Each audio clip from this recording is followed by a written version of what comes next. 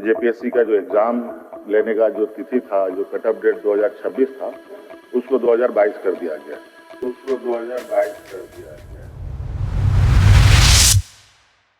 नमस्कार, जोहार। 14वीं जेपीएससी को लेकर के एक बड़ी खबर सामने आ रही है। अधिकतम उम्र सीमा को लेकर चल रहे विवाद को अब लगभग समाप्त कर दिया गया है। मुख्यमंत्री हेमंत सोरेन ने कहा है सदन में कि जो अधिकतम उम्र सीमा की कट ऑफ डेट 1 अगस्त 2026 थी, अब वो 1 अगस्त 2022 से उसकी गणना की जाएगी।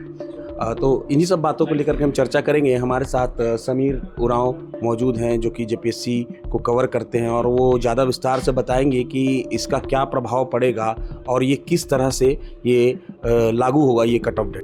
जी, आज मुख्यमंत्री हेमंत सोरेन ने विधानसभा सत्र के प्रथम पाली खत्म होने से पहले बड़ी घोषणा कर दी। मुख्यमंत्री हेमंत सोरेन ने जो अधिकतम उम्र सीमा का जो विवाद चल रहा था, उसको समाप्त करते हुए सदन में घोषणा कर दी है कि अब जो इसकी कट ऑफ डेट होगा वो 1 अगस्त 2022 होगा। इसको लेकर के कई अभ्यर्थियों ने झारखंड हाईकोर्ट का दरवाजा भी खटखटाया हुआ था। कल ही आपने खबर सुनी होगी, झारखंड हाईकोर्ट ने कई अभ्यर्थियों को राहत देते हुए जो सरकार को ये निर्देश दिया कि इन लोगों को अधिकतम उम्र सीमा में छूट दी जाए। और इससे पहले भी तकरीबन 22 अभ्यर्थियों को, एक हफ्ते पहले की बात है कि तकरीबन 22 अभ्यर्थियों को भी झारखंड हाईकोर्ट ने अधिकतम उम्र सीमा में छूट देने का निर्देश दिया हुआ था। हालांकि अभ्यर्थियों ने इसकी जो अधिकतम उम्र सीमा जो है उसको 1 अगस्त 2018 करने की मांग की थी, लेकिन सरकार ने 1 अगस्त 2022 किया।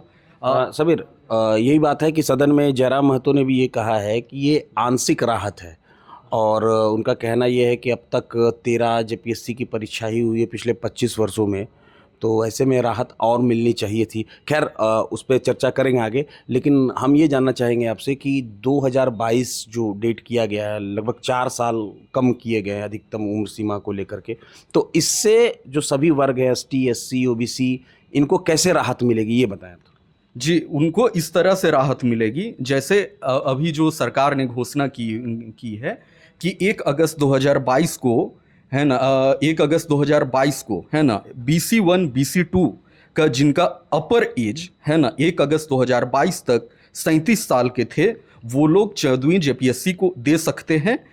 इसके अलावा महिलाओं में जो लोग EWS से आते हैं, पिछड़ा वर्ग, अत्यंत पिछड़ा वर्ग, जिनकी सभी महिलाओं में है ना, जो EWS पिछड़ा वर्ग और अत्यंत पिछड़ा वर्ग, जिनकी उम्र 1 अगस्त 2022 तक 38 साल हो रही थी, वो भी 14वीं जेपीएससी को दे सकते हैं। वहीं अगर हम SC ST की बात करें तो जिनकी उम्र 1 अगस्त 2022 तक 40 साल हो रहा था, वह भी 14वीं जेपीएससी की परीक्षा दे सकते हैं। और उसी तरह EWS के जो छात्र हैं 1 अगस्त 2022 तक जिनकी भी उम्र 35 साल हो रही थी, वो भी 14वीं जेपीएससी की परीक्षा दे सकते हैं। इसके अलावा फिजिकल हैंडीकैप्ड के जो छात्र छात्राएं हैं, उनके लिए 10 साल छूट का प्रावधान है, और इस एक्स सर्विसमैन को 5 साल के छूट का प्रावधान दिया गया है। तो ये बड़ी राहत है। आप समझ सकते हैं कि अगर 2022 में ST SC के लिए ये कहा जा रहा है कि अगर वो 35 साल के हैं उम्र, और अब अभी से अगर काउंट करूं तो 39 साल उम्र हो जा रही है, तो ऐसे में कई ऐसे अभ्यर्थी हैं जिनकी उम्र पार हो चुकी है, मगर जेपीएससी के लगातार एग्ज़ाम नहीं लेने से, एग्ज़ाम को विवाद में रहने से, डिले होने की वजह से कई ऐसे अभ्यर्थी हैं जिन्होंने लगातार तैयारियां की, मगर उन्हें मौके बराबर नहीं मिले। तो ये कहा जा सकता है कि कुल मिलाकर के पूरी नहीं, लेकिन कुछ तो राहत है कि अभ्यर्थी जो हमें लंबे समय से तैयारी में लगे हुए हैं जेपीएससी के लिए, तो उनको एक मौका और मिला है, और वो अपना प्रदर्शन करके दिखाएं इसमें। बाकी उम्मीद की जाती है कि आगे भी कुछ और राहत मिले। फ़िलहाल इतना ही। मैं समीर के साथ अभिषेक आनंद, प्रभात खबर डिजिटल के लिए। हमें दीजिए इजाज़त। जोहार।